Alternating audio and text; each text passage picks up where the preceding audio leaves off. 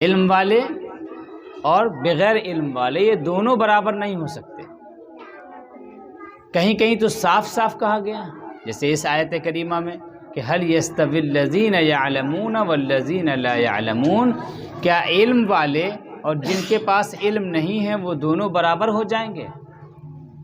اور کہیں سمجھانے کے لیے مثال دے کر کے اللہ تبارک و تعالیٰ نے فرمایا کہ لا يستوي الاعمى والبصیر،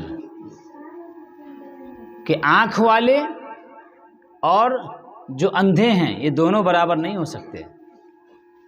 ولا الظلمات ولا النور، تاریکی اور روشنی دونوں برابر نہیں ہو سکتی ہے۔ ولا الظل ولا الحرور، سایہ اور گرمی دھوپ یہ دونوں برابر نہیں ہو سکتے ہیں۔ جیسے آنکھ والے کی برابری اندھا نہیں کر سکتا، آنکھ سے محروم انسان نہیں کر سکتا، جیسے گرمی کی شدت سے انسان پریشان ہو جاتا ہے اور سائے میں بھاگنا چاہتا ہے، کسی کو بھی گرمی پسند نہیں ہے، شدت گرمی کی پسند نہیں ہے، ایسے ہی علم کی مثال ہے کہ علم والا گویا آنکھ والا ہے، اور جس کے پاس علم نہیں ہے وہ گویا وہ آنکھ سے محروم ہے، آنکھ سے اندھا ہے۔ اور ایسے ہی علم جو ہے وہ نور ہے، روشنی ہے، لائٹ ہے، اور ہر انسان کو روشنی پسند ہوتی ہے، ہر انسان چاہتا ہے کہ میرے گھر میں روشنی رہے، میرے سماج میں روشنی رہے، میرے ارد گرد جو لوگ رہتے ہیں وہاں پر بھی روشنی رہے۔ ہر انسان اپنے ماحول کو روشنی سے بھرا ہوا دیکھنا چاہتا ہے، کسی کو تاریکی پسند نہیں ہے۔ ایک دن کے لیے لائٹ چلی جائے، گھنٹے کے لیے لائٹ چلی جائے رات میں، تو دیکھیے انسان کیسے پریشان ہو جاتا ہے نا؟ ایسے ہی ہر انسان کو سائے کی تلاش ہوتی ہے، ہر انسان چاہتا ہے، گرمی کے زمانے میں بالخصوص جبکہ شدید گرمی پڑ رہی ہوتی ہے اور انسان پریشان ہوتا ہے، کہیں سایہ نظر آ جاتا ہے، کہیں سایہ دار درخت نظر آ جاتا ہے تو انسان وہاں چھاؤں میں بیٹھتا ہے، سکون کی سانس لیتا ہے۔ تو گویا جو علم والا ہے وہ سایہ دار پیڑ ہے، سایہ دار پیڑ ہے، اور جس کے پاس علم نہیں ہے وہ گویا کھلے میدان میں جیسے دھوپ کی شدت ہے ویسے ہی وہ انسان۔ تو اللہ تبارک و تعالیٰ نے علم والے اور بغیر علم والے دونوں کے بارے میں بار بار یہ بات کہی کہ دونوں حضرات، دونوں لوگ برابر نہیں ہو سکتے۔ تو کیا ہم میں کا کوئی انسان یہ چاہے گا کہ ہمارے معاشرے کے لوگ اندھے رہیں؟ کیا ہم میں سے کوئی چاہے گا کہ ہم لوگ دھوپ بن کر کے اپنے بچوں کو آگے بڑھائیں؟ ہمارے بچے بڑے ہوں تو جیسے گرمی کی شدت ہوتی ہے کہ اس سے انسان بھاگتا ہے، اس سے انسان دور رہتا ہے، ویسے ہی ہمارے بھی بچے ہوں؟ نہیں، ہم یہ چاہیں گے کہ ہمارے بچے معاشرے کے لیے سایہ بنیں، سایہ دار پیڑ بنیں، کہ جہاں پر دوسرے لوگ آ کر کے آرام کر سکیں، یعنی ان سے بھی علم حاصل کر سکیں اور ان کو فائدہ ملے۔ اسی لیے اللہ کے رسول صلی اللہ تعالی علیہ وسلم نے حدیث پاک میں دو باتوں کا ذکر ملتا ہے۔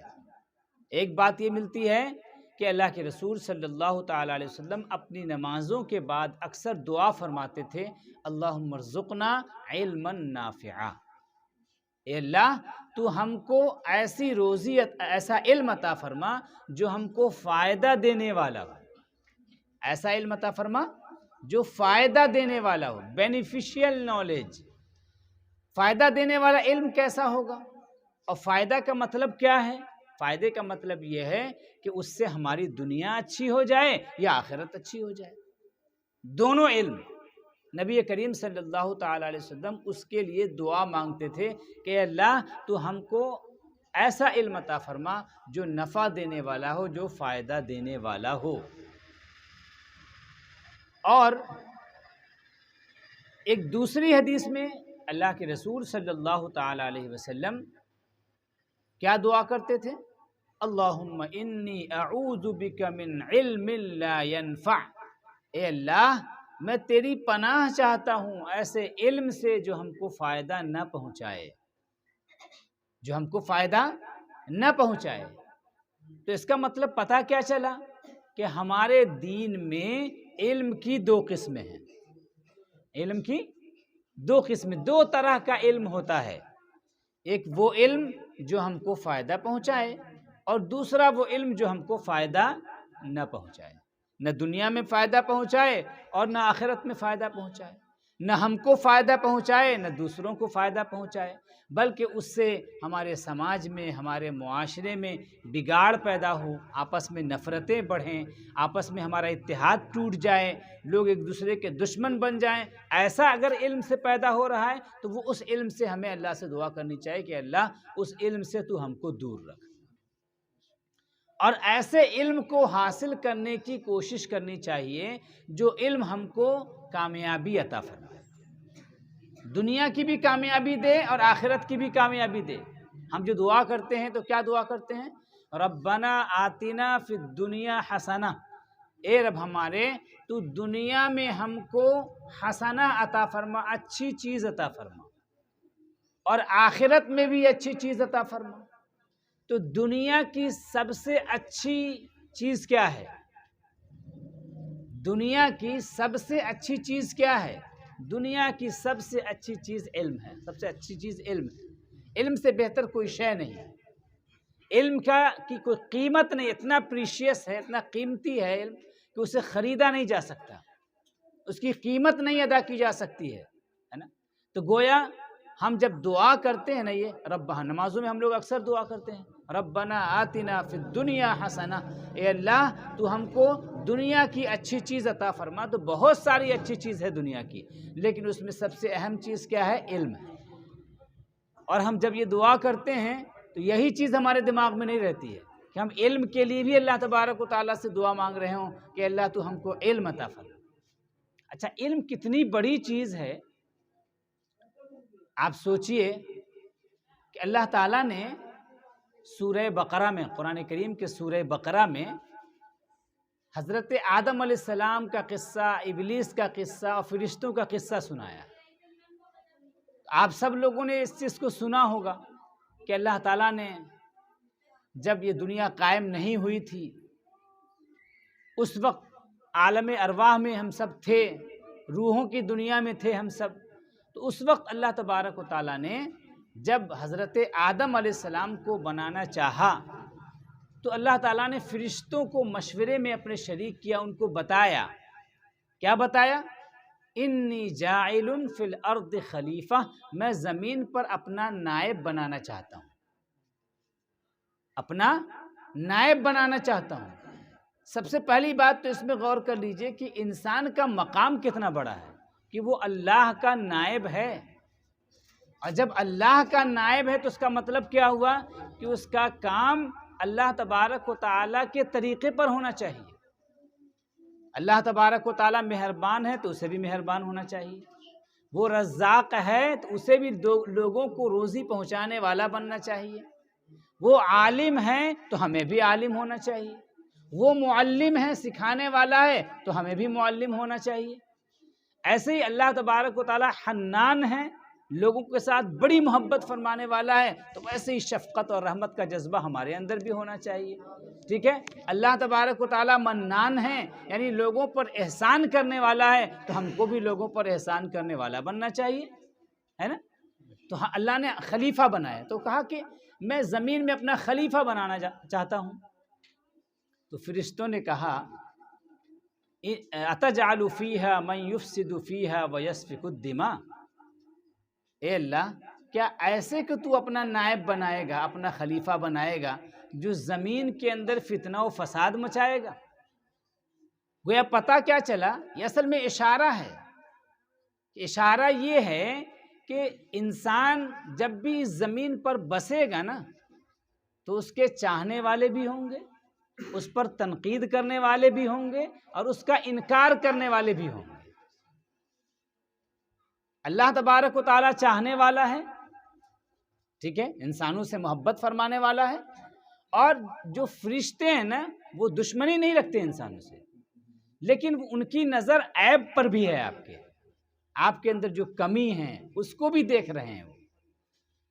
اور ابلیس جو تھا، شیطان جو تھا، وہ انسانوں کا دشمن تھا، ان کا منکر تھا، ایک تو گویا جب بھی اس زمین پہ آپ آباد ہوں گے تو آپ کے چاہنے والے بھی ہوں گے، آپ کے عیب پر نظر رکھنے والے بھی ہوں گے، ٹھیک ہے، لیکن ضروری نہیں ہے کہ جو عیب پر نظر رکھنے والے وہ آپ کے دشمن ہو سکتا ہے آپ کے مخلص بھی ہوں، ٹھیک ہے، بعد میں وہ آپ کے اپنے بھی ہو جائیں، ایسا بھی ہو سکتا ہے، ٹھیک ہے، ہاں آپ سے نفرت رکھنے والے، آپ سے دشمنی رکھنے والے بھی ہوں گے، ٹھیک ہے۔ تو اللہ تبارک و تعالیٰ نے فرشتوں کے سامنے جب حضرت آدم کے بارے میں یہ کہا کہ میں ان کو اپنا نائب بنانے جا رہا ہوں، تو اس وقت اللہ تعالیٰ نے حضرت آدم کی فضیلت، ان کی برتری، ان کی بزرگی کا جو اظہار کیا، وہ اظہار کیسے کیا؟ حالانکہ فرشتوں نے کیا کہا تھا کہ ہم جو ہے تیری تسبیح بیان کرتے ہیں، تیری خوب پاکی بیان کرتے ہیں، تو ہم تو تیری عبادت کے لیے کافی ہی ہیں، تو پھر ان کو نائب بنانے کی ضرورت کیا ہے؟ ان کو زمین پر بھیجنے کی ضرورت کیا ہے؟ ان کو خلافت دینے کی ضرورت کیا ہے؟ ہم تو ہیں نا تیری عبادت کے لیے۔ گویا پتہ چلا کہ صرف عبادت کر لینا کافی نہیں ہے، صرف اللہ تبارک و تعالیٰ کی عبادت کر لینا کافی نہیں ہے۔ حضرت آدم علیہ السلام کے بارے میں اللہ تبارک و تعالیٰ نے ان کی جو عظمت کا اظہار کیا تو کیا کہا؟ اللہ تبارک و تعالیٰ نے سب سے پہلے حضرت آدم علیہ السلام کو تمام چیزوں کا علم عطا فرمایا، ان کی حقیقتوں کا علم عطا کیا کہ یہ چیز کیا ہے، یہ چیز کیا ہے، یہ چیز کیا ہے، کس چیز میں فائدہ کرتی ہے، کس چیز میں نقصان پہنچاتی ہے، ان تمام چیزوں کا، دنیا کی چیزوں کا ان کو علم عطا کیا۔ وَعَلَّمَ آدَمَ الْأَسْمَاءَ كُلَّهَا، ساری چیزوں کا علم دے دیا۔ اب اس کے بعد فرشتوں سے کہا ثُمَّ عَرَضَهُمْ عَلَى الْمَلَائِكَةِ، پھر اللہ نے فرشتوں کے سامنے بات رکھی کہ اچھا اگر تم کو اس بات کا دعویٰ ہے کہ تم ان سے بہتر ہو تو بتاؤ ان چیزوں کا نام، ان چیزوں کا نام بتا دو تم ہی۔ اب ظاہر سی بات ہے کہ فرشتوں نے کہا کہ مولا ہم کو تو اتنا ہی معلوم ہے جتنا کہ تو نے ہم کو بتایا۔ یہاں پر بھی ایک بڑی پیاری بات ہے، وہ یہ کہ انسانوں میں جو انبیاء ہیں، ظاہر سی بات سب سے بڑے رتبے والے انبیاء ہیں، نبی ہیں، ہے نا؟ تو فرشتوں سے جب اللہ نے کہا کہ ان کا نام بتاؤ تو انہوں نے کیا کہا؟ انہوں نے کہا کہ ہمارے پاس لا علم لنا الا ما علمتنا، مولا جتنا تو نے ہم کو علم دیا ہے نا اتنے ہی علم ہمارے پاس ہے۔ لیکن انبیاء کرام علیہم الصلاۃ والتسلیم سے جب پوچھا جاتا ہے، انبیاء سے جب پوچھا جاتا ہے کہ بھائی آپ اس چیز کے بارے میں بتائیے، تو نبیوں نے ان کو ان کے اندر کتنا ادب ہوتا ہے، کتنا زیادہ وہ اللہ کی بارگاہ کا ادب جانتے ہیں کہ انہوں نے کہا کہ لا علم لنا، مولا ہمارے پاس تو کوئی علم ہے ہی نہیں۔ وہ انسان اگر پاک، صاف ستھرا اور صالح ہوتا ہے نا تو اس کا مقام فرشتوں سے بھی بڑا ہوتا ہے کہ وہ اتنا ادب جانتا ہے کہ اللہ کے سامنے ذرا سا بھی اپنے علم کا اظہار نہیں کرتا۔ فرشتوں نے تو وہاں پر کہا کہ اتنا علم ہے ہمارے پاس جتنا تو نے سکھایا، لیکن آدمی جب آدمی بن جاتا ہے، انسان جب انسان بن جاتا ہے تو سب کچھ اللہ کے حوالے کر دیتا ہے، کچھ نہیں ہمارے پاس، ٹھیک ہے؟ تو میں بتانا ہی چاہتا ہوں کہ اللہ تبارک و تعالیٰ نے جب فرشتوں نے اعتراض کیا تو اللہ تبارک و تعالیٰ نے فرشتوں کے سامنے انسانوں کی عظمت کا اظہار کیسے کیا؟ علم کے ذریعے سے کیا، علم کے ذریعے سے کیا۔ گویا انسان اگر خلافت کا اس روئے زمین پر مستحق ہوا ہے تو علم کی بنیاد پر مستحق ہوا ہے، علم کی بنیاد پر اس روئے زمین کی خلافت کا مستحق ہوا ہے۔ کیوں؟ اس لیے کہ دیکھیے آپ اس دنیا کے اندر زندگی جینے اور بسنے کی بات کریں یا اللہ کی بارگاہ میں کامیابی کی بات کریں، دونوں کا جو سورس ہے وہ علم ہے۔ دونوں کا ذریعہ کیا ہے یہ بتائیے کہ مثال علم کی خاطر، مثال علم کی پگھلنا علم کی خاطر مثال شمع زیبا ہے، پگھلنا علم کی خاطر مثال شمع زیبا ہے، بغیر اس کے نہیں پہچان سکتے خدا کیا ہے۔ اگر علم آپ کے پاس نہیں ہے آپ اللہ کو جانیں گے کیسے کہ اللہ میرا کیسا ہے، اس کی شان کیا ہے، اس کی عظمت کیا ہے، اس کی بزرگی کیا ہے، اس کی عبادت کیسے کرنی چاہیے، اس کی بندگی کیسے کرنی چاہیے، کہ ہم کیسے جانیں گے؟ اللہ نے کیسے زندگی گزارنے کا ہم کو حکم دیا، اس بات کو ہم کیسے جانیں گے؟ اللہ نے جو زندگی دی ہے کیسے گزاری جائے کیسے جانیے گا آپ؟ علم نہیں رہے گا تو جانیے گا؟ ظاہر ہے آپ عمل کرتے رہیے گا، الٹا سیدھا عمل کرتے رہیے گا، جذبہ ہوگا آپ کے اندر، جذبہ آپ کے اندر ہوگا، اخلاص بھی ہوگا، لیکن صحیح طریقہ اگر معلوم نہیں رہے گا تو علم کے بغیر پھر کیا ہو جائے گا؟ وہ عمل آپ کا نامکمل ہو جائے گا۔ اسی لیے بزرگوں نے ایک جملہ کہا ہے، بزرگوں نے کہا کہ العلم والعمل متلازمان، علم اور عمل دونوں ایک دوسرے کے ساتھ لازم و ملزوم ہیں، ٹھیک ہے؟ اور کہا کہ والعلم بغیر عمل عقیم، اگر علم ہے اور اس کے مطابق عمل نہیں ہے، آپ جانتے ہیں کہ اچھائی کرنی چاہیے اور پھر بھی ظلم کر رہے ہیں آپ، تو علم عمل کے بغیر کیا ہے؟ بانجھ ہے، بے نتیجہ ہے، اس کا کوئی فائدہ نہیں پہنچتا معاشرے کو۔ والعمل بغیر علم سقیم، اور عمل خالی خالی ہے، علم نہیں ہے تو آپ کے عمل میں کمی ضرور ہوگی، عیب ضرور ہوگا، چونکہ صحیح طریقہ آپ کو معلوم نہیں عمل کرنے کا۔ اور کہا کہ والجمع بینہما صراط مستقیم، اور دونوں کو جمع کر دیجئے کہ علم حاصل کیجئے، اور علم میں جو سیکھیے، علم سے جو سیکھیے، سیکھنے کے بعد اسی چیز کو اپنی زندگی میں بھی اتاریے اور اپنی سوسائٹی کے اندر بھی رکھیے اس کو، تو یہ کیا بن جائے گا؟ یہ سیدھا راستہ ہے کہ انسان جو بھی کامیابی حاصل کرنا چاہتا ہے وہ علم کے راستے پر آئے اور علم کے ساتھ ساتھ عمل کرتا ہوا چلا جائے، اس کو سیدھی کامیابی مل جائے گی، سچی کامیابی مل جائے گی۔ تو یہ تو اس لحاظ سے ہوا کہ اگر آپ کو آخرت میں کامیابی حاصل کرنی ہے تب بھی علم ضروری ہے، اور اس روئے زمین پر اگر عزت کے ساتھ بسنا ہے، سر اٹھا کے جینا ہے، لوگوں کی نگاہوں میں اچھے بن کے رہنا ہے، اپنے لیے، اپنی سوسائٹی کے لیے، اپنے بچوں کے لیے، اپنے گھر والوں کے لیے اگر ایسا بن کے جینا ہے کہ لوگ آپ کی عزت کریں اور لوگوں کو آپ فائدہ پہنچاتے رہیں، تو علم آپ کے پاس ہونا انتہائی ضروری ہے۔ بھائی ظاہر ہے کہ علم آپ کے پاس رہے گا تب نہ آپ صحیح طریقے سے اچھی روزی کما پائیں گے، علم کے بغیر کیسے روزی کمائیے گا، ہے نا؟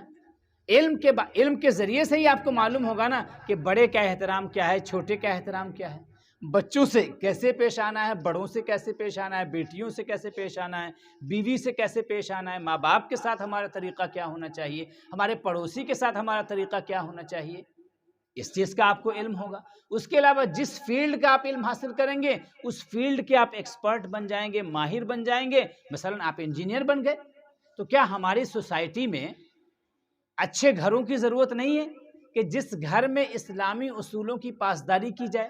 مثلا آپ سوچیں کہ گھر میں اسلامی اصول کی پاسداری کیسے ہوگی؟ مثلا یہ کہ آپ گھر کے اندر اگر ٹوائلٹ بناتے ہیں تو ٹوائلٹ ہمارا ایسا نہ ہو کہ وہ قبلے کی طرف ہو، کہ جب ہم استنجا کرنے بیٹھیں، ٹوائلٹ کرنے بیٹھیں تو آپ کا رخ جو ہے قبلے کی طرف ہو جائے، ہے نا؟ تو اگر اس کا علم نہیں رہے گا تو آپ کیسے جو ہے لوگوں کو صحیح، مسلمانوں کو صحیح گھر بنا کر کے دیجیے گا؟ مضبوط اور اچھا گھر بنائے لوگوں کا، اس میں کوئی ڈنڈی نہ مارے آپ، ٹھیک ہے، مٹیریل کا صحیح استعمال کریں آپ تاکہ وہ گھر کافی دنوں تک چلتا رہے۔ اگر آپ کے پاس صحیح علم رہے گا تو آپ اس میں لوگوں کی رہنمائی کر سکیں گے۔ آپ ڈاکٹر بن جائیں تو ڈاکٹر بننے کے بعد ظاہر ہے کہ آپ اپنا بھی پیسہ کمائیں گے، دوسروں کا علاج بھی کریں گے اچھا، کیونکہ ہمارے معاشرے میں ڈاکٹر ایسے بھی ہیں جو لوٹ بھی رہے ہیں، اس کے باوجود صحیح علاج بھی نہیں دے رہے ہیں، پیسہ بھی لے رہے ہیں، صحیح علاج بھی نہیں دے رہے ہیں، ہے نا؟ تو آپ اگر مسلمان ہوں گے اور علم آپ کے پاس ہوگا تو ظاہر سی بات علم کے ذریعے سے آپ لوگوں کو اچھی سروس فراہم کریں گے، ٹھیک ہے؟ اور اچھی سروس دینا یہ بھی بہت ضروری ہے۔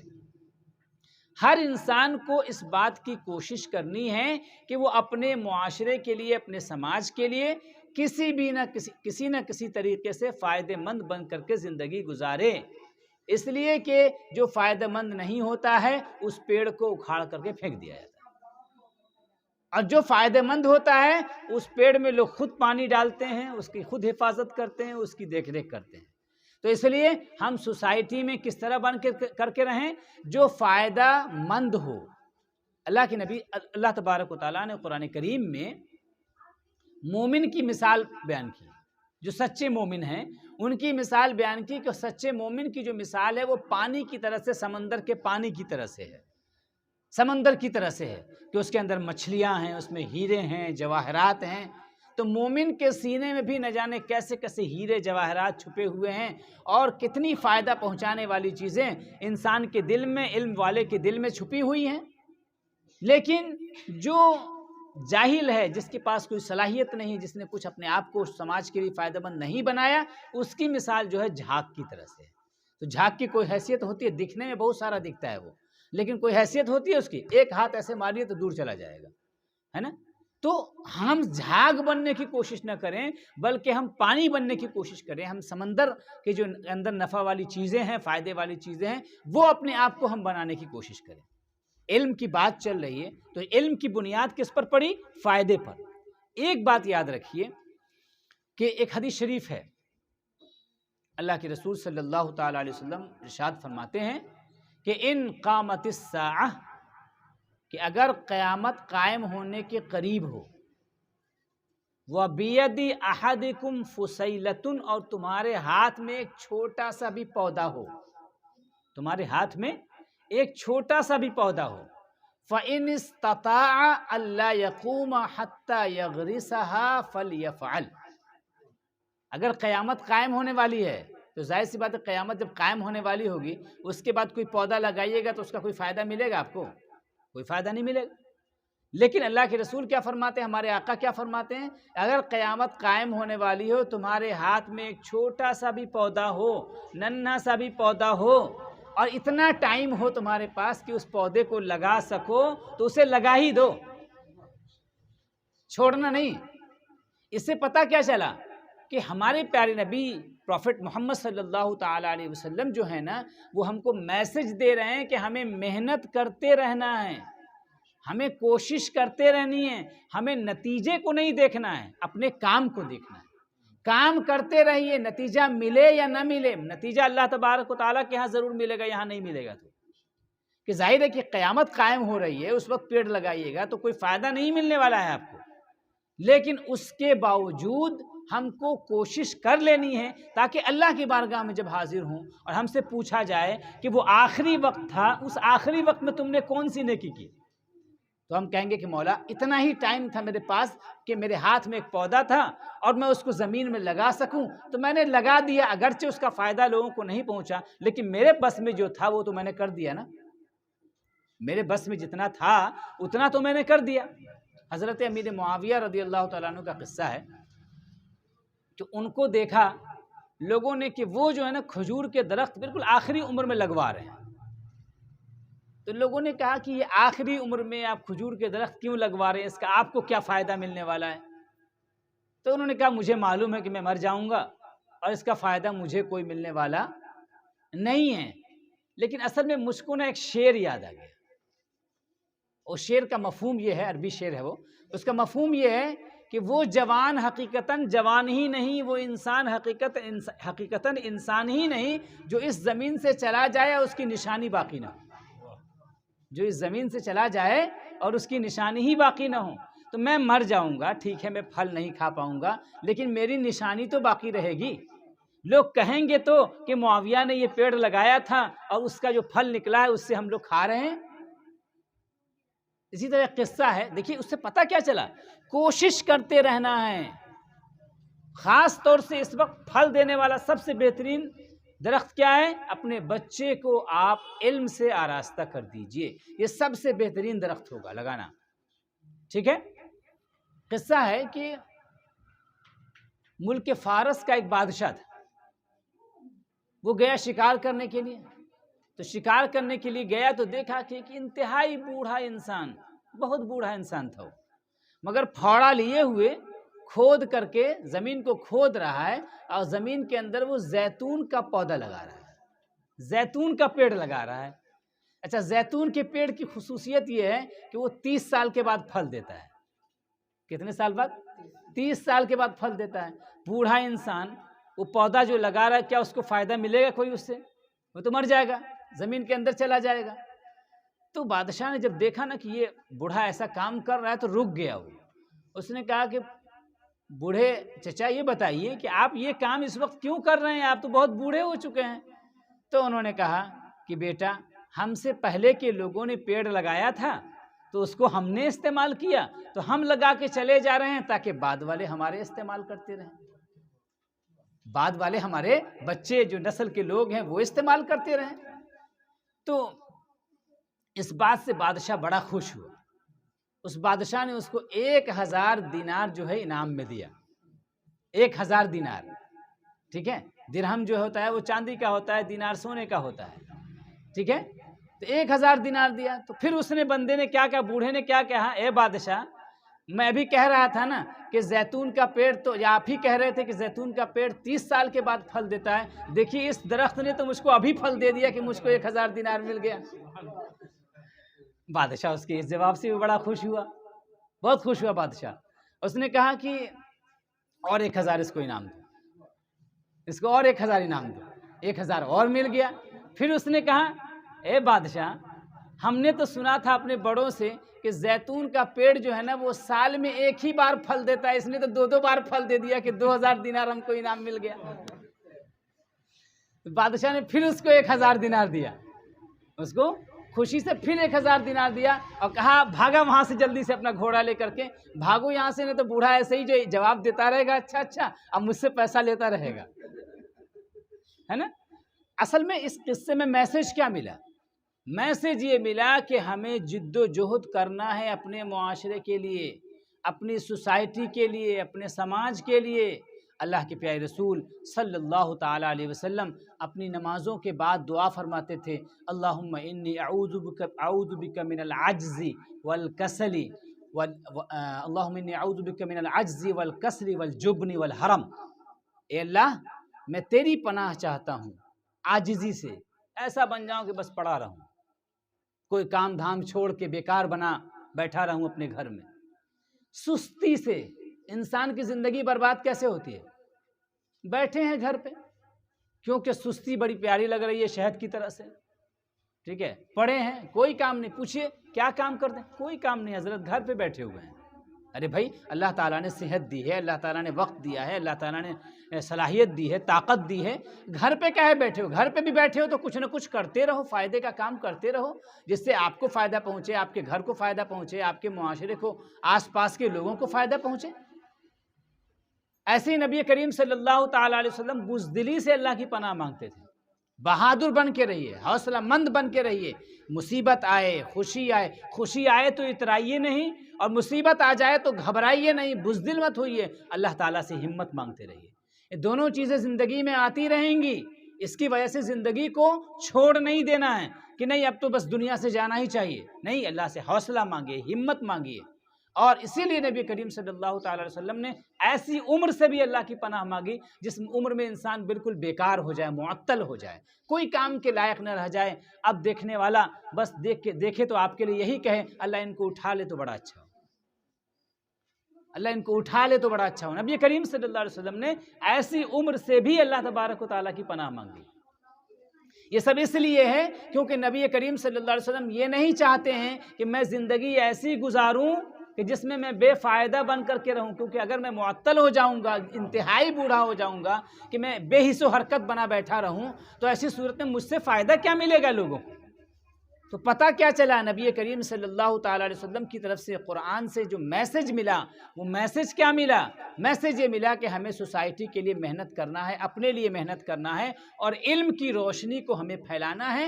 کام کریے گا تو کام کرنے کی صورت میں آپ کے دوست بھی ہوں گے, آپ کے دشمن بھی ہوں گے, اور آپ پر تنقید کرنے والے بھی ہوں گے. دشمنوں سے آپ اعراض کیجئے, ان کی چالوں پر نظر رکھیے, وہ کیا کر رہے ہیں آپ کے خلاف نظر ضرور رکھیے, لیکن ان کے چکر میں مت پڑیے زیادہ. اور جو آپ پر تنقید کرتے ہیں, تو جو عیب نکالتے ہیں, ان عیب کو غور و فکر اس کے اندر کرتے رہیے, وہ عیب میرے اندر ہے یا نہیں ہے. اگر عیب نہیں ہے تو اللہ تبارک و تعالیٰ کا شکر ادا کیجئے کہ میرے فلاں بھائی نے میرے اندر جو عیب نکالا وہ عیب میرے اندر موجود نہیں ہے. اور اگر عیب ہے تب بھی اس کا شکر ادا کیجئے کہ اس کا شکر ہے کم سے کم اس نے بتا دیا کہ میرے اندر یہ عیب ہے, لہٰذا میں اس کو دور کرنے کی کوشش کروں گا. اس طریقے سے زندگی گزاریے, اپنے حصے کی جو شمع ہے وہ جلاتے رہیے. ہمارے برادر گرامی مولانا مجیب الرحمان صاحب نے انہی چیزوں کو نظر میں رکھتے ہوئے یہ KGN سینٹر آپ کا شروع کیا ہے۔ انہوں نے سوچا کہ میں بہت بڑا کام تو اچانک کر نہیں سکتا ہوں، نہ اتنا پیسہ ہے، نہ اتنا مال ہے، نہ دولت ہے، لیکن چھوٹا سا تو کام کر سکتا ہوں نا۔ اور ایکچولی یہ چھوٹا کام نہیں ہے، یہ بنیاد کا کام ہے۔ اور یہ بھی جانیے، یہ جو چھوٹا سا سینٹر ہے، ظاہر ہے کہ اس کا نام بہت نہیں ہوگا کوئی، یہ بھی تو یاد رکھیے کہ جو نیو کی اینٹ ہوتی ہے اس کو کوئی دیکھتا ہے کیا؟ یہ بھی بلڈنگ کھڑی ہوئی ہے نا؟ تو کیا سارا رول اسی کا ہے اس بلڈنگ میں؟ نہیں، اس کے نیچے میں اندر میں کتنی اینٹ کھپ گئی ہے جس کو لوگوں نے دیکھا ہی نہیں ہے، دیکھتے بھی نہیں، اصل رول اس کا ہے۔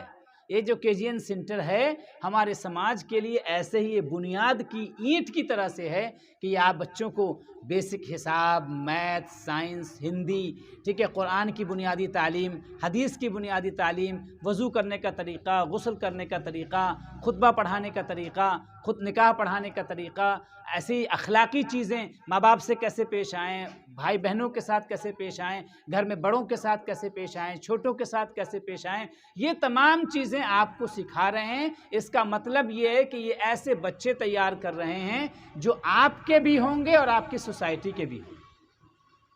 تو اس لیے آپ سب ان کے دست و بازو بنیے، اور دست و بازو بننے کے لیے سب سے پہلا کام کیا ہے کہ جن لوگوں کے پاس اولادیں ہیں وہ اپنی اولادوں کو یہاں پڑھنے بھیجیں، ٹھیک ہے، اور جن سے جو بھی تعاون ہو سکتا ہے، جانی، مالی، بدنی، جس اینگل سے بھی جو تعاون کر سکتا ہے اس اینگل سے ان کا تعاون کرنے کی کوشش کریں۔ یہ پڑھے لکھے دنیا دیکھے ہوئے انسان ہیں، ظاہر ہے کہ یہ جس سمت میں آپ کو لے جائیں گے وہ درست راستہ ہوگا، وہ درست سمت ہوگی اور آپ کو کامیابی اور کامرانی کی طرف لے جائیں گے۔ اللہ تبارک و تعالیٰ کی بارگاہ میں دعا کرتا ہوں کہ اللہ تعالیٰ اس سینٹر کو خوب ترقیاں عطا فرمائے، یہاں پڑھنے والے بچوں کو خوب علم عطا فرمائے، دنیا کا بھی علم اور آخرت کا بھی علم عطا فرمائے، یہاں سے حافظ، قاری، عالم اور بڑے علماء بھی بن کر کے نکلیں، اور ساتھ ہی ساتھ جو بچے جس فیلڈ میں جانا چاہیں دنیاوی علوم کے، اس فیلڈ میں بھی جائیں، وہاں بھی ترقی کریں اور خوب پھلے پھولیں، کیونکہ ہم لوگ چلے جائیں گے اور اس کے بعد یہ نسلیں باقی رہیں گی، یہ نسلیں ہی اس دنیا کو خوبصورت بنائیں گی، اور دنیا کو آج کے زمانے میں خوبصورت بنانے کی بڑی سخت ضرورت ہے، کیونکہ دنیا نفرتوں سے بھری ہے۔ ایسے میں ہم امن کا چراغ، محبت کا چراغ، روشنی جلاتے رہیں تاکہ دنیا میں روشنی رہے، محبت رہے، امن رہے، سب لوگ مل جل کر کے آپس میں بھائی چارہ کو قائم رکھ کر کے زندگی گزاریں، مسلمان بن کے رہیں، ایک دوسرے سے محبت کرنے والے بن کے رہیں، اللہ کے بندے بن کر کے رہیں۔ اقول قولی ھذا واستغفر اللہ لی ولکم ولسائر المؤمنین والمؤمنات انہ هو الغفور الرحیم۔ السلام علیکم۔